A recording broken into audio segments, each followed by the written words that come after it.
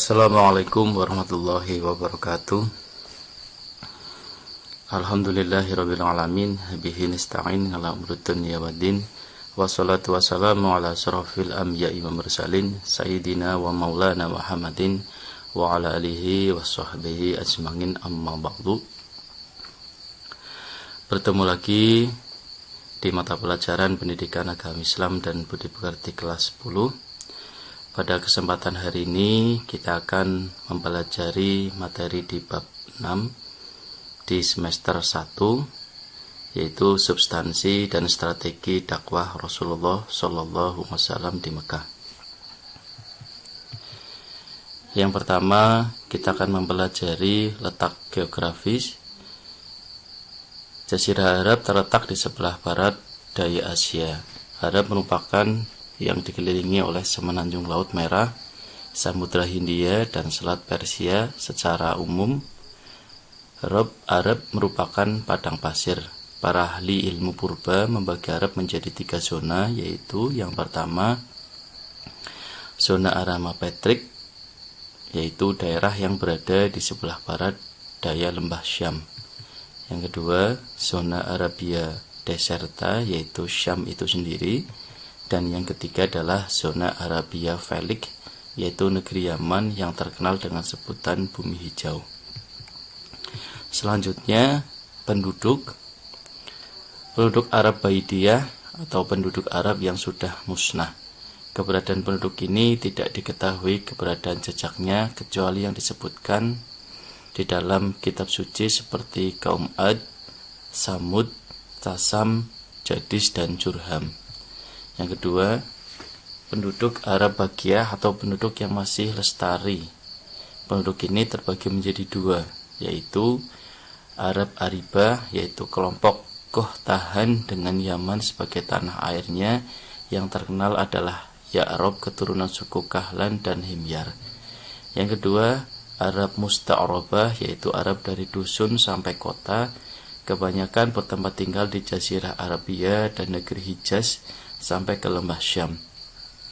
Penduduk ini keturunan dari Nabi Ibrahim, kemudian berkembang menjadi beberapa suku termasuk Quraisy yang lahir dari suku Adnan. Selanjutnya, terkait dengan politik, kerajaan Arab terbagi menjadi 2 macam, yaitu kerajaan yang bermahkota atau kerajaan otonom di bidang urusan dalam negeri itu sendiri, tetapi tunduk dengan kerajaan lain seperti kerajaan Makyan, Sabah, dengan sebutan Saddul Ma'arif, Himyar, Hirah, dan Ghazan. Yang kedua adalah kerajaan yang tidak bermahkota, tetapi memiliki kemerdekaan yang penuh atau secara absolut karena memiliki perangkat sebagaimana kerajaan yang sebenarnya. Kerajaan ini seperti kaum Quraisy pada zaman Abdul Muthalib.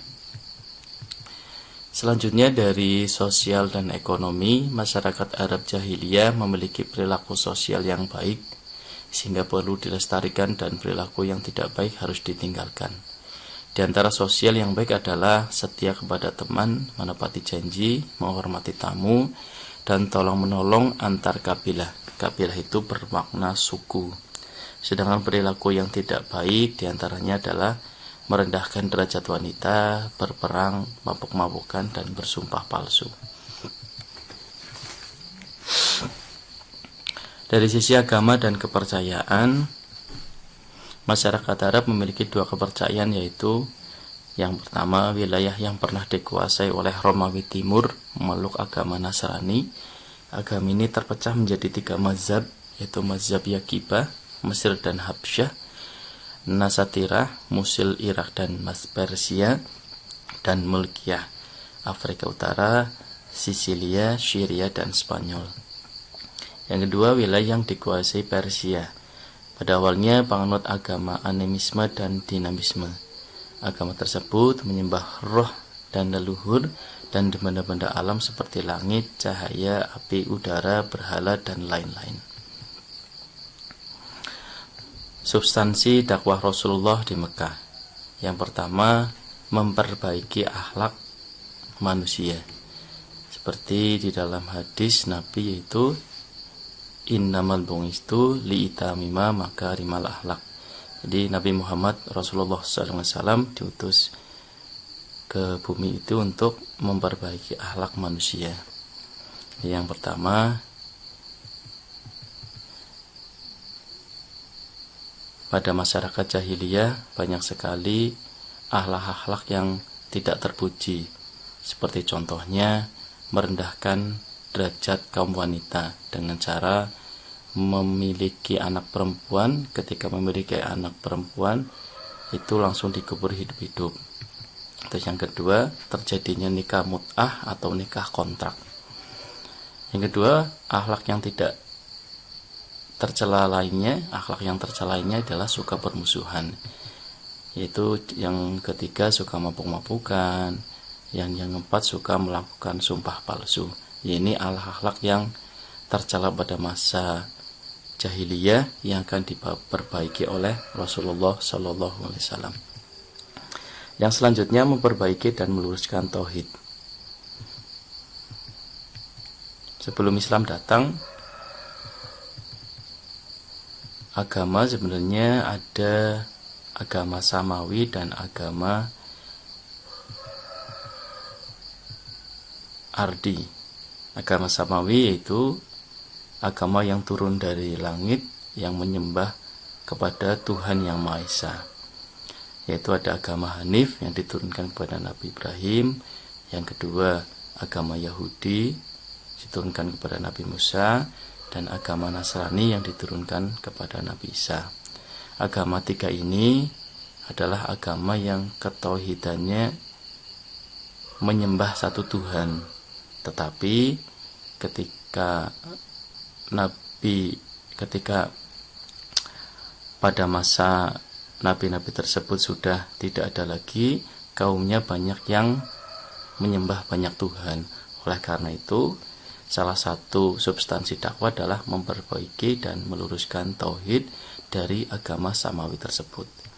Dan yang kedua adalah agama ardi. Agama ardi adalah agama yang dibuat oleh manusia itu sendiri, yaitu ada animisme, air, udara, tanah. Yang kedua agama majusi yang menyembah matahari dan api. Yang ketiga adalah agama watoni, menyembah batu, kayu, dan emas. Yang selanjutnya, substansi yang ketiga adalah menyampaikan persamaan dan hak derajat manusia. Sebelum Islam datang, masyarakat Arab mengukur derajat manusia dengan status sosial.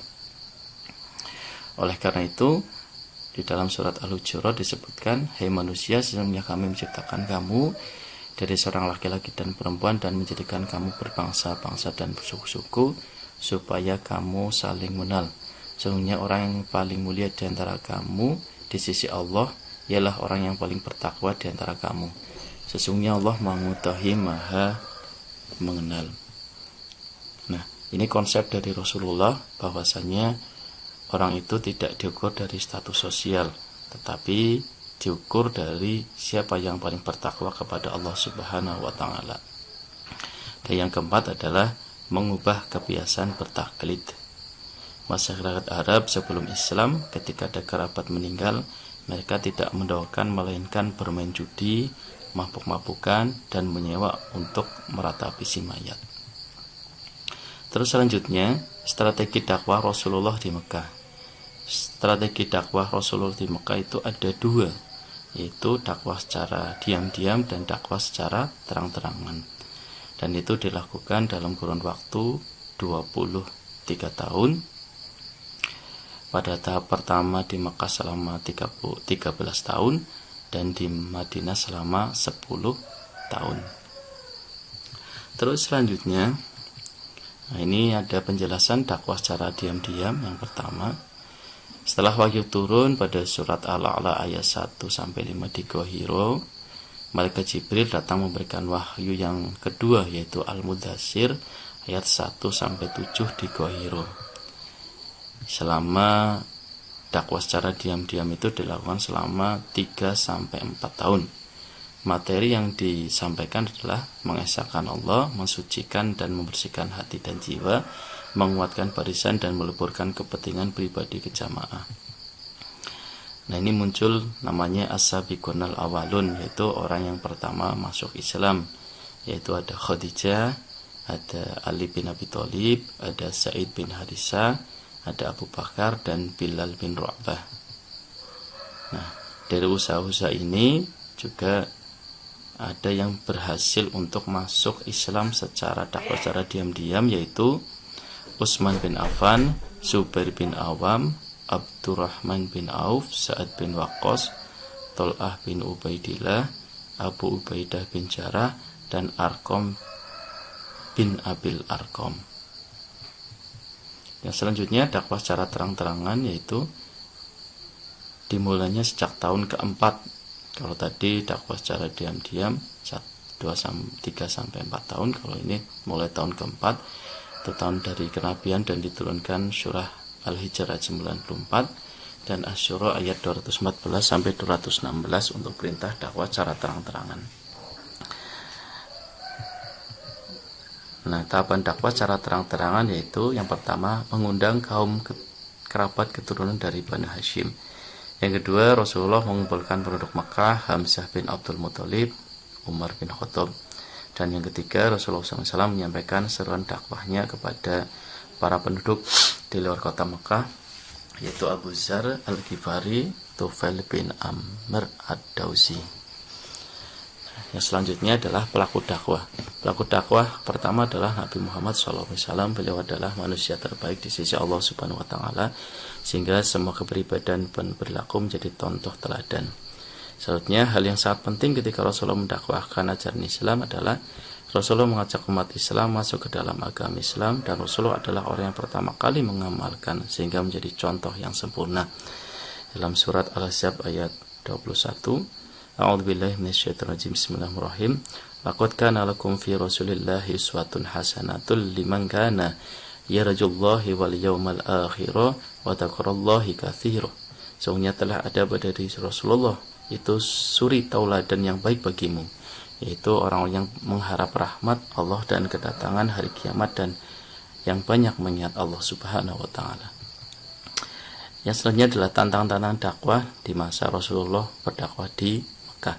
Tantangan di dalam berdakwah tidak boleh dijadikan sebagai penghambat, sebaliknya setiap tantangan perlu diubah menjadi sebuah kekuatan yang mampu mendorong semangat dalam berdakwah.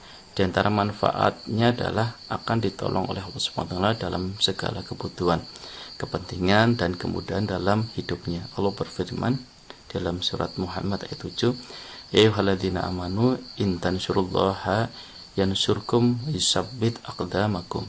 Wahai orang yang beriman, jika kamu menolong agama Allah, niscaya Dia akan menolong dan meneguhkan kedudukanmu.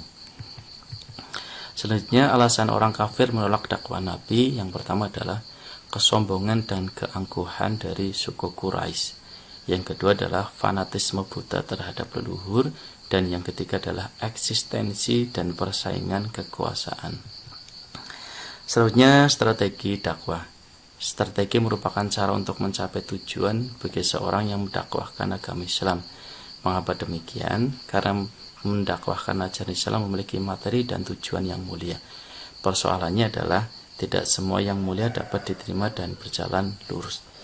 Sebaliknya, sesuatu yang baik dan mulia tidak sedikit tantangan dan rintangan yang menghadang. Keadaan itu harus membutuhkan strategi yang tepat dan akurat sesuai dengan situasi dan kondisi. Tujuan dakwah Rasulullah adalah agar manusia masuk Islam dan berperilaku sesuai ajaran Islam dalam kehidupan sehari-hari secara sempurna. Tujuan berdakwah di masa sekarang lebih diarahkan membebaskan dari kebodohan, kemiskinan, dan keterbelakangan. Sikap semangat dan tangguh dalam mendakwahkan Islam memerlukan kesabaran. Dakwah akan selalu menghadapi rintangan, bahkan dakwah Islam itu membawa kebenaran dan kebenaran pasti akan menang. Di dalam firman Allah ayat 8 ayat surat Al-Isra ayat 81, A'udzubillahi minasyaitonirrajim. Bismillahirrahmanirrahim. Wa qul ja'al haqqu wa zahaqqal batil innal batila kana zahuqa. Dan katakanlah, dan kebenaran telah datang dan yang batil telah lenyap. Sesungguhnya yang batil itu adalah pasti lenyap.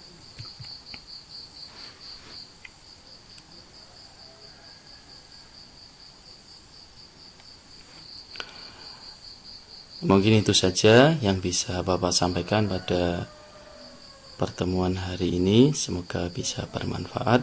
Billahi taufiq wal hidayah. Assalamualaikum warahmatullahi wabarakatuh.